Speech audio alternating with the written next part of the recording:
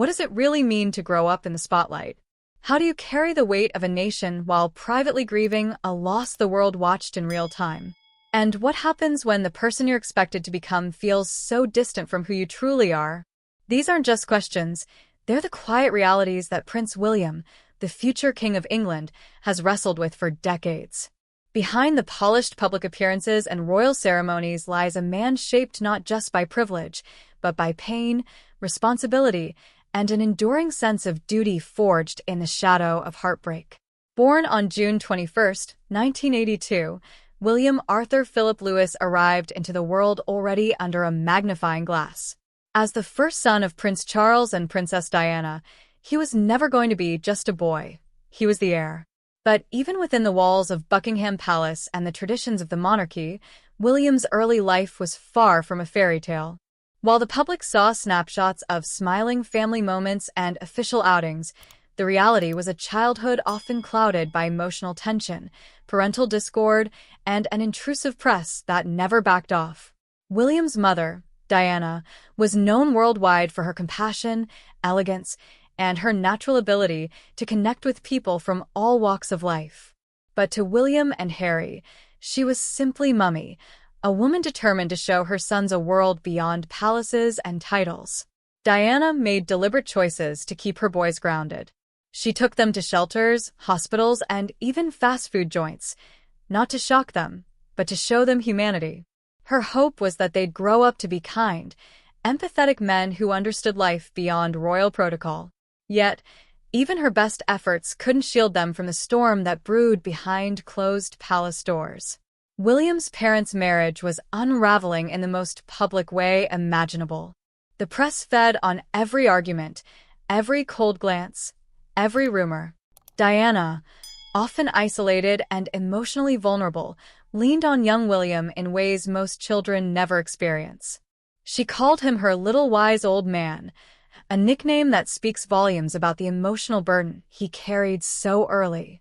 While most children his age were focused on school or play, William was navigating his mother's pain, trying to make sense of adult problems before he even became a teenager. In 1996, Diana and Charles officially divorced, and for a brief moment, it seemed things might settle. But the following year, tragedy struck. In August 1997, Diana died in a car crash in Paris, sending shockwaves around the globe. William, just 15, and Harry, only 12, were at Balmoral Castle in Scotland when their father broke the news. The grief was immediate, deep, and consuming. While the world mourned, lighting candles and laying flowers, the two boys were forced to face the unimaginable, losing their mother under the full glare of the media lens. The image of William and Harry walking behind Diana's coffin during the funeral remains etched in public memory. It was a moment of collective heartbreak. But behind that image was a young man who didn't want to be there. William later admitted it was an agonizing decision. It was his grandfather, Prince Philip, who gently said, "If I walk, will you walk with me?" And so he did. It was an act of duty, of strength, but also of survival. After Diana's death, William receded into a quieter existence, focusing on his studies at Eton College and later, the University of St. Andrews. On the surface, he seemed to resume life, appearing at events and smiling for the cameras. But beneath it all, the trauma lingered. He kept his emotions tightly locked away, believing it was expected of him. The public saw a composed young man, but William was still carrying a silent storm. It was at St. Andrews that he met Kate Middleton, a connection that would eventually anchor him. Their relationship started as a friendship, growing slowly, away from the intense scrutiny that had defined his early life. For William, Kate represented normalcy, trust, and perhaps most importantly, stability. When they became engaged in 2010, he gave her Diana's iconic sapphire engagement ring, not just as a symbol of love, but as a way of keeping his mother close. Their wedding in 2011 was a massive event, watched around the world, but for William, it was also deeply personal. He felt Diana's presence, even in her absence. Together, William and Kate have carved out a life that strives to blend royal tradition with genuine warmth and relatability. Their 3 children, George, Charlotte, and Louis are growing up in a home where laughter and love matter just as much as titles and appearances. William has made a conscious effort to protect his family from the chaos he experienced, keeping media at arm's length and placing emotional well-being at the heart of their parenting.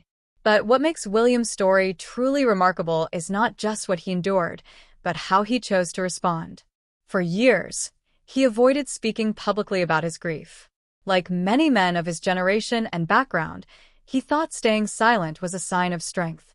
Yet with time, experience, and encouragement from those closest to him, William began to understand the power of vulnerability. He opened up about the pain of losing his mother, not for sympathy, but to help others. He admitted that the grief never truly left him, that it reshaped his world in ways he still navigates today. And through that honesty, he has helped break down long-standing stigmas around mental health. William isn't just a royal figure anymore. He's become a relatable voice in a conversation that affects millions. In 2016, alongside Kate and Harry, he launched the Heads Together campaign, pushing for open discussions around mental well-being.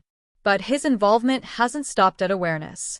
William has championed real solutions, like Shout, a 24/7 crisis text line in the UK, and Mental Health at Work, a platform supporting employees in high-stress jobs.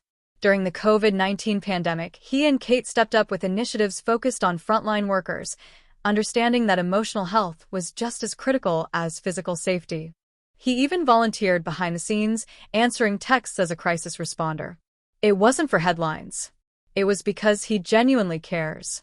He's also reached out to groups often overlooked, like farmers in rural communities and emergency service personnel dealing with trauma.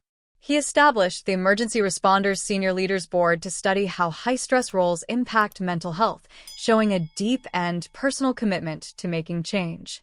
William's advocacy isn't just about fixing a problem, it's about transforming a culture. He's redefined what it means to lead, trading in stoicism for sincerity. And in doing so, he honors his mother's legacy in the most meaningful way, by continuing her work with empathy and action. Diana's death in that Paris tunnel on August 31, 1997, was one of the most tragic moments in recent history. The crash claimed the lives of Diana, her partner Dodi Fayed, and their driver Henri Paul, leaving only bodyguard Trevor Rees-Jones as a survivor. The world cried with William and Harry. Thousands gathered outside Kensington Palace. Billions watched the funeral.